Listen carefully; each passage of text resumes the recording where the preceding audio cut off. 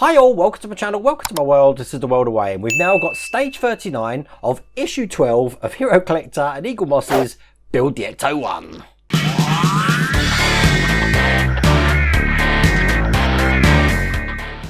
Oh, it's good to be getting working on this. I can't wait. We don't actually need the vehicle in this one. As you can see, it's sitting up on the shelf there. Doesn't need to do anything for that because we'll actually be working on the dashboard, which we did start in stage 38, looking just like that. Now, I have looked at the instructions from 39, 40, 41 and 42. Looks pretty self-explanatory, except in issue 41. Let me just show you all these cables that we got here. The cables are labelled incorrectly. So you will be happy to know that I figured out what cables we're going to need for issue 41.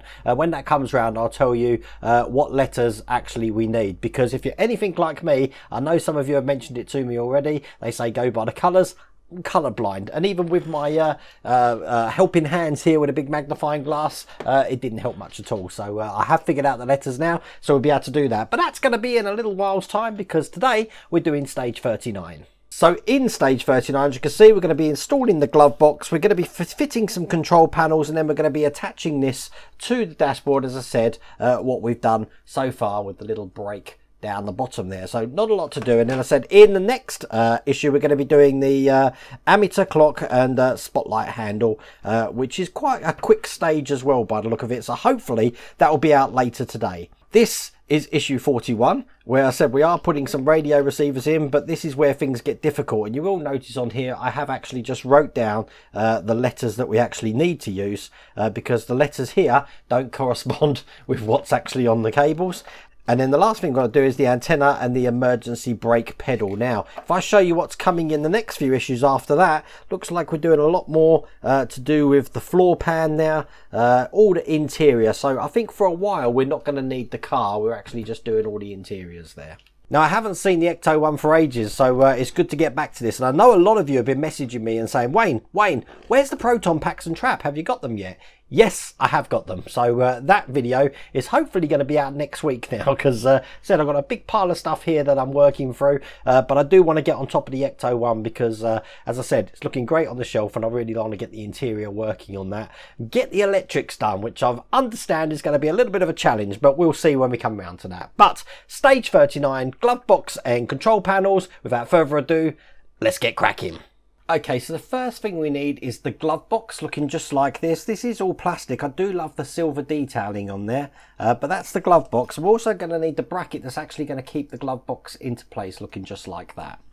Now, quite simply, to put the glove box in, as you can see, we've got some tabs here on this side and here on this side.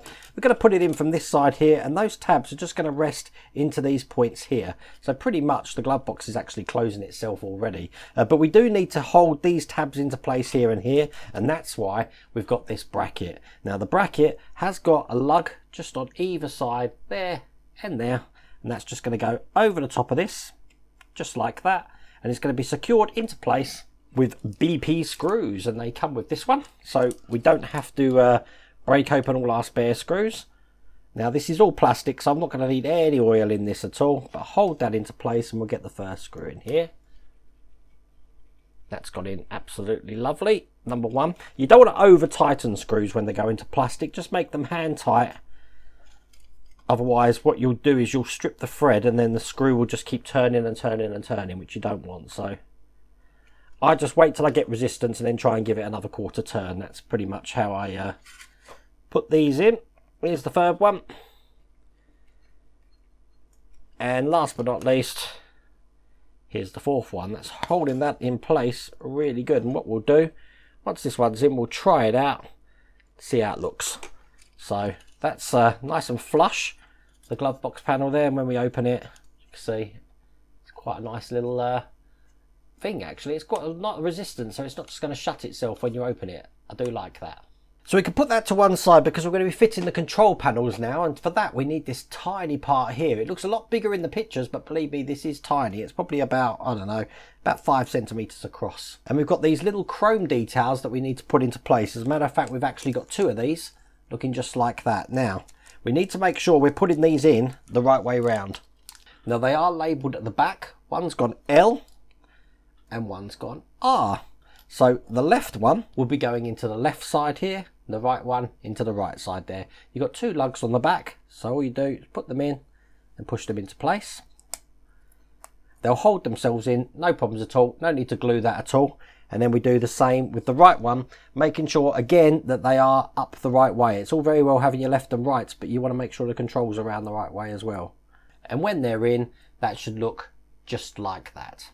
Now this is going to go onto the steering column cover. This is what the cover looks like. And as you can see, we've got 2 holes here ready to accept screws. This goes on this way, so we're going to be screwing it from that side. But as you can see, the front there makes a circle section for the steering rod there. But this is going to be secured in with these 2 here with IP screws. So we'll get those out. These come with this issue. There's quite a few of them actually, so I'm guessing we're going to be using these IP screws for more than just the steering column here. I'll get it lined up again. Make sure it's nice and straight, and we'll put the first IP screw in there. Make that nice and tight, and one more just on the other side. I think you can tell straight away now, just from this little detail I'm doing here now, how detailed this interior is actually going to be.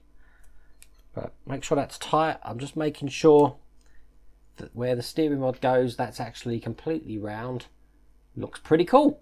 Now we need to bring back the dashboard that we've been working on last time. This is where the brake pedal is, just here. Above the switch, we've got this gap section here. This is where this is going to go. Now it goes in this way round, and it's going to fit just over the top here, over the 2 holes here and here. So when we got this in place, it fits quite flush actually, just like that. And once again, these are going to be held in with IP screws, just 2 IP screws this time. So let's get them in. He says as he lines everything up and then promptly drops it. Story of my life. So that's the first one in. One more. Second one on this side. Just into here.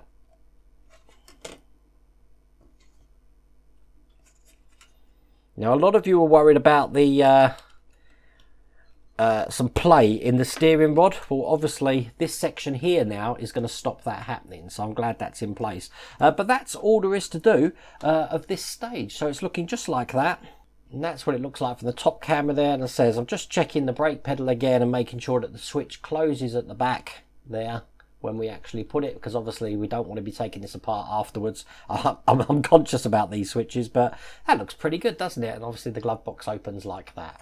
That is all there is to do in stage 39.